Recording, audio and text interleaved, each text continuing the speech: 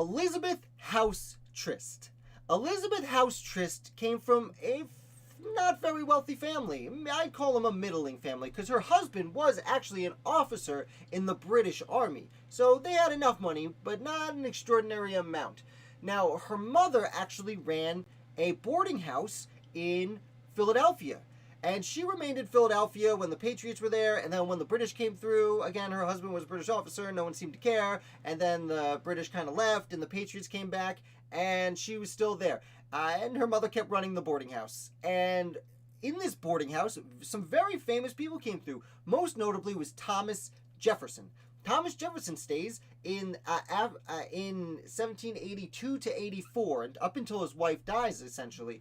And while he's there in the house of Elizabeth House Trist, they become fast friends, and they would end up becoming lifelong friends. And their correspondence, I read through a good amount of it, is really, really interesting.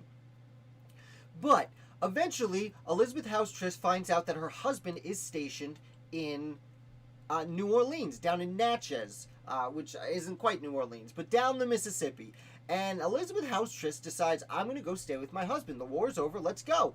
And she travels across Pennsylvania in a carriage, gets to the Mississippi, and takes the Mississippi down to Natchez. And what's really interesting is she's the first woman that we know about who actually wrote a journal about her trip. So she's the first woman to document a trip across Pennsylvania and down the Mississippi River. It's a fascinating set of documents.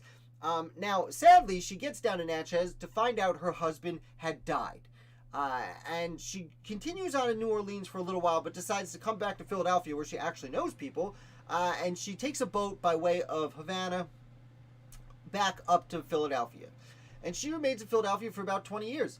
And during this time, her good friend Thomas Jefferson, she's been corresponding with the whole time, he makes his way up and eventually becomes president of the United States. Now, one of her sons actually studied under Jefferson for a little while, studied the law. And then Jefferson, when he becomes president, well, he needs to appoint someone as customs collector to the port of New Orleans. And he appoints one of Elizabeth House Trist's sons. And Elizabeth decides to sail with her son to New Orleans.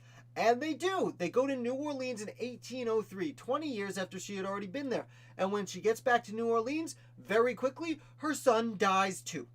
So for the second time in her life, she traveled all the way to New Orleans just to watch one of the men in her family pass away. Now, this time she stays for about 4 years, trying to make a life for herself, but again, just doesn't seem to love it there, and again travels back to Philadelphia, though quickly she is convinced by her friend Thomas Jefferson, hey, maybe don't live in Philadelphia, why don't you come live in Virginia for a while? And she does. Now, Elizabeth House Trist kind of becomes a super wealthy vagrant at this point because she never owns a house again. She just travels between estates of her friends in Virginia, staying with friends here and there. Now, again, she's living with very wealthy people, living a very high life, but doesn't take up a job. She doesn't seem to have any income. She just kind of bounces around. Now, I will say, eventually, she moves to Monticello and lives with some of Thomas Jefferson's family, if not Jefferson himself, for a while. While she's there, Trist and Jefferson have their grandchildren get married. She actually sees her grandson, Nicholas Trist, marry one of Thomas Jefferson's granddaughters, whose name is, of course, escaping me right now.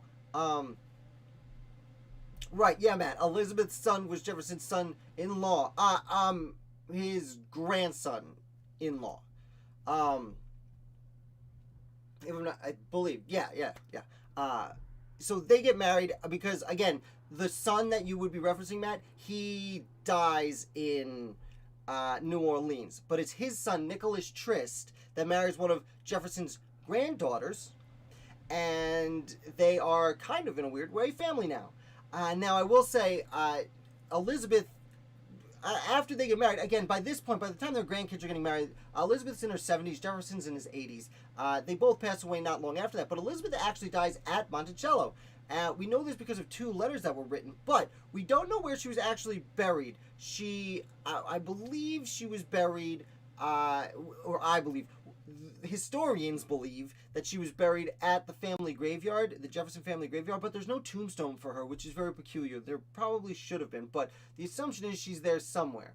Now, as for Nicholas Trist, as Matt is mentioning down here, yes, I believe they did have the same name. I looked a little bit into it. Her son, that Jefferson appointed to the collector of the Post of New Orleans, he does pass away pretty quickly, but his son, Nicholas Trist, ends up marrying into the Jefferson family, as I said.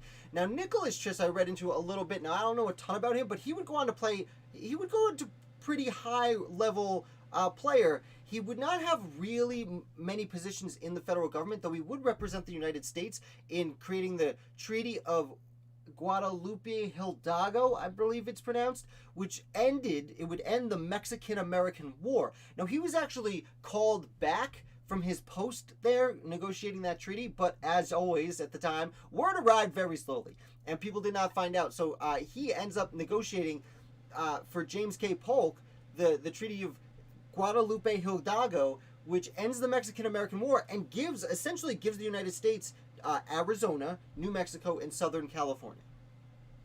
And his grandfather-in-law was Thomas Jefferson. So that is Elizabeth House Trist with a little bit of her kids in there too. So